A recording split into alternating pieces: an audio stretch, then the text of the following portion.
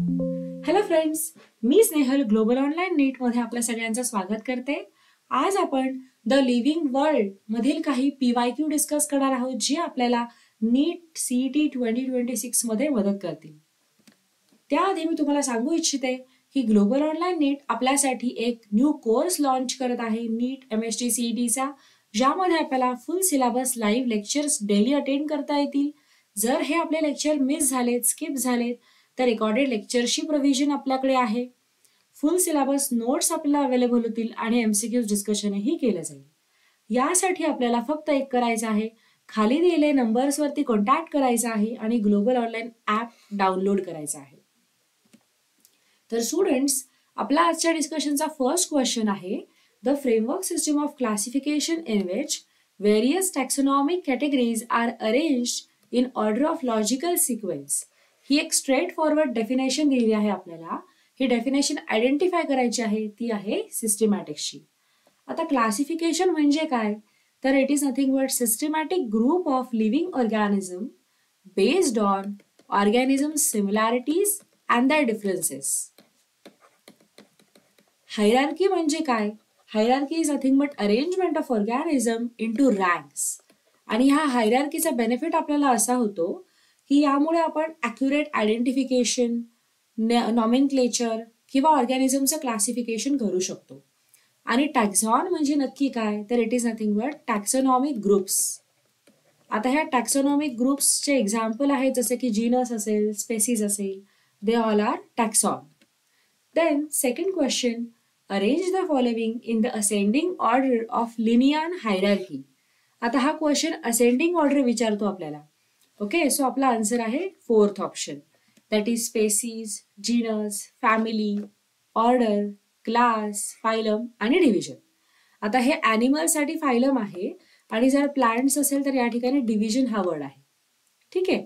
आता हाच क्वेश्चन आपल्याला डिसेंडिंग ऑर्डर असा क्वेश्चन विचारला असता तर त्याचा आन्सर असला असता third option, that is kingdom, phylum, class, order, family, genus आणि स्पेसीस.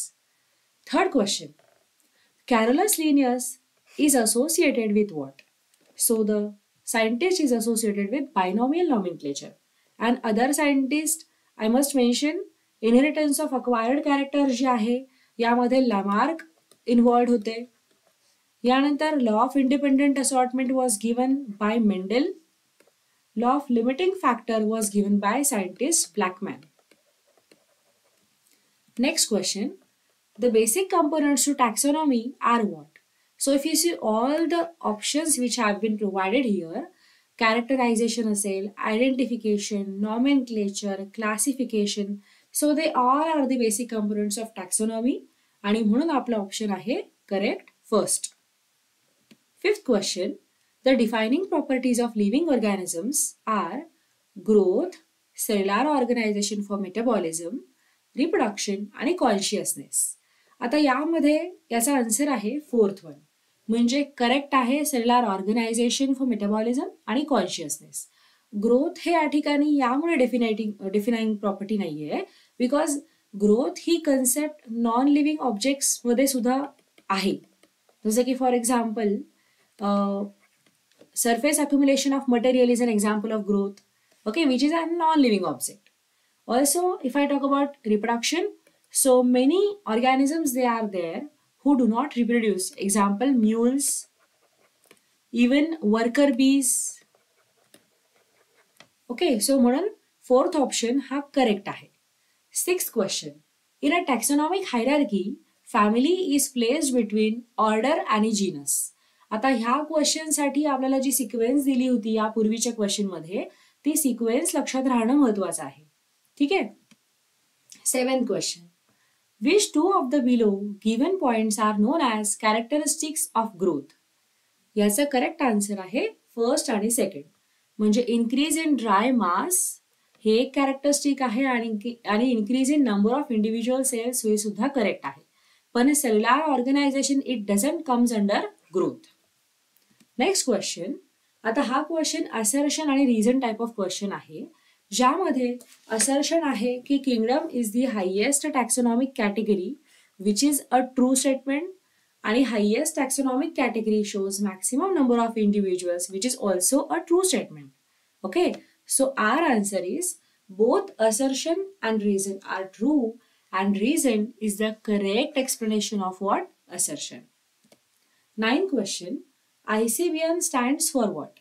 आता यामध्ये फुल फॉर्म विचारलेला आहे आपल्याला आणि तो आहे international code for botanical nomenclature. ह्या क्वेश्चन मध्ये ICZN सारखा जर क्वेश्चन असता तर त्याचा फुल फॉर्म काय होतो? International code for zoological nomenclature, ज्यामध्ये सगळे जे ॲनिमल्स असेल किंवा बर्ड्स असेल हे इन्क्लूड होतात. Next question, the specific epithet of Mangifera indica is what? So students, according to binomial nomenclature आपला जो फर्स्ट वर्ड असतो हा काय इंडिकेट करतो? जीनस इंडिकेट करतो. आणि सेकंड वर्ड काय इंडिकेट करतो? स्पेसीज इंडिकेट करतो. So R answer is specific epithet is indica. So students, आज जर तुम्हाला हा व्हिडिओ आवडला असेल तर लाईक करा आणि आपले जे नीट ॲस्पायरंट्स फ्रेंड्स असतील त्यांना शेअर करा आणि जर तुम्ही चॅनलवरती नवीन असाल तर सबस्क्राईब करा. थँक्यू.